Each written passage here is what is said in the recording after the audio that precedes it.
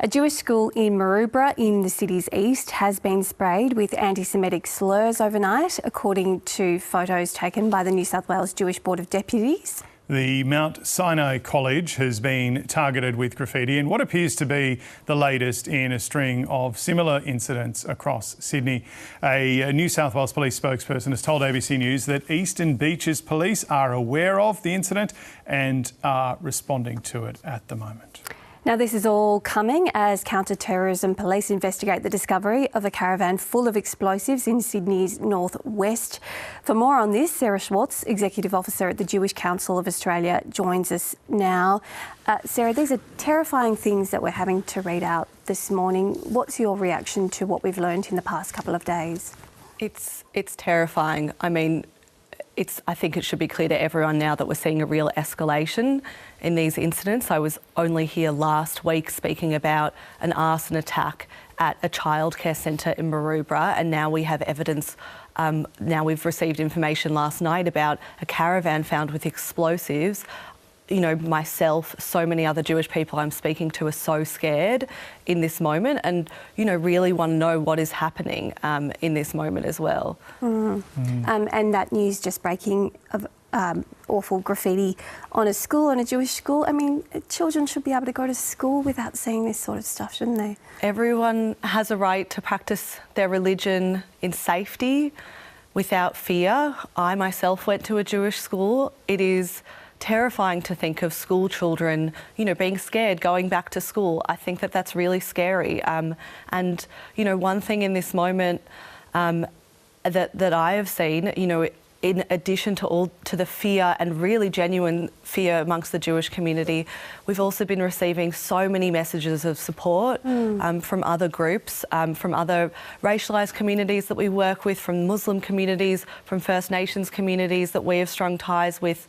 We released a statement last week with two peak Muslim bodies calling out this recent spate of anti-Semitic incidents, saying that hate and racism have no place in this country, and really asking our leaders to focus on these incidents and not politicising them for their own benefit. I mean, all of this is horrendous, but there must be sort of a different mindset when you go from graffiti to potential explosives, you know, with a blast radius of 40 metres or whatever it was. What do you need to see, do you think, from government, from media outlets generally across Australia right now? I think right now, and the thing that has, you know, given me some slimmer of hope is that the government seems to have committed a lot of resources towards investigating what is happening here. They've really investigated resources into that, and I think that is the most important thing. At the moment, we don't know, and there's a lot of contradictory information about who is behind these incidents, whether there is foreign involvement, whether these incidents are connected. They all seem so similar.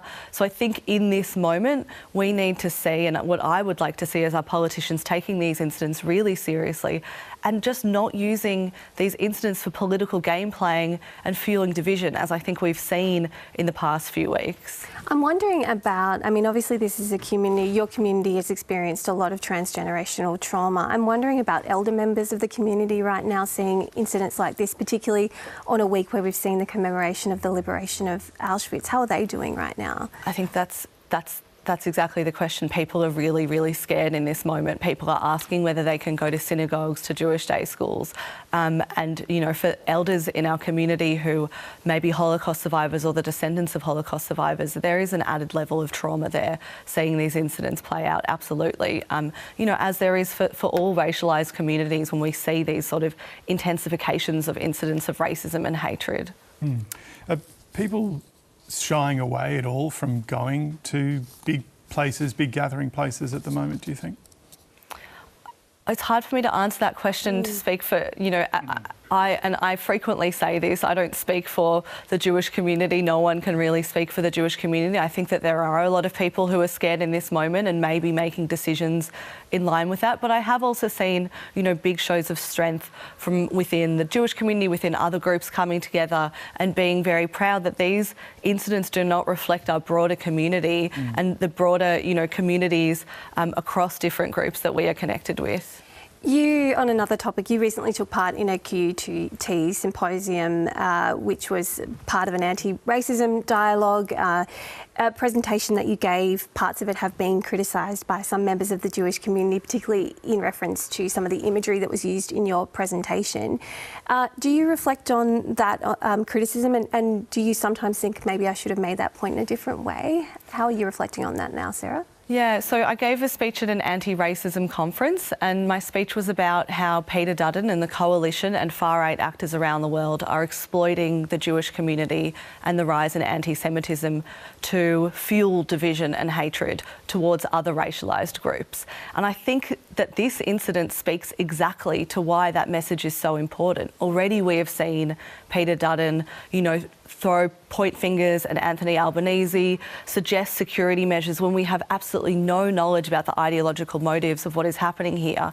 So I think the Murdoch press and the coalition have a very big incentive to exploit, what I said in my speech. But the fact that they have chosen this week, rather than actually addressing a rise in anti-Semitism, to go after me for making a point that they are using the Jewish community as political footballs, I think speaks volumes to the way that these people treat Jews and anti-Semitism. And, they really have not shown that they have an interest in actually addressing these really real rises in anti-Semitism, and they are confecting outrage, and that is making Jewish people more scared.